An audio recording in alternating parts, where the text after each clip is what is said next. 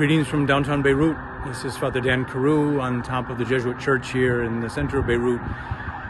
For the second time in less than 16 months, we have had to open our doors again as a result of an escalation and a return to war. We have opened our doors here. This church that has been here, has been a home for 150 years, continues to welcome the most vulnerable. The other night, as the escalation began, hundreds of people from Sudan and Yemen, from the Philippines, from Ethiopia, from Sri Lanka showed up at our door. We were able to offer them welcome and home, some respite on the journey. The extraordinary staff of JRS have been repurposed from their traditional work of education and are now welcoming people into this shelter, and we hope soon into other shelters for the most vulnerable. People who come here have been refused from the other shelters, the public shelters, which are not welcoming people from outside. We are, at the moment, the only shelter that is welcoming people, migrant workers, and minority refugees.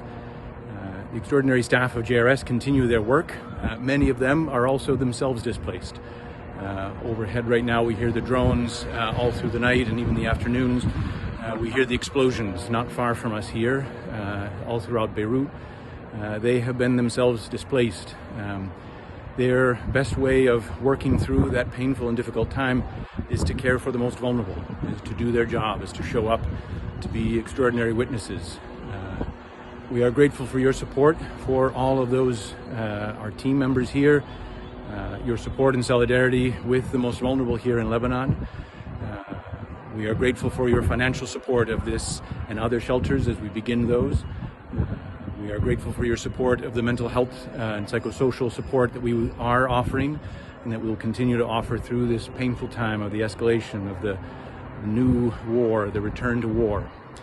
We also ask for your political support, for your advocacy against the sin of war, to raise your voice, just like Pope Leo invites us to be advocates for the path of diplomacy, to remind those leaders of our world that real work only can happen in diplomacy, in conversation.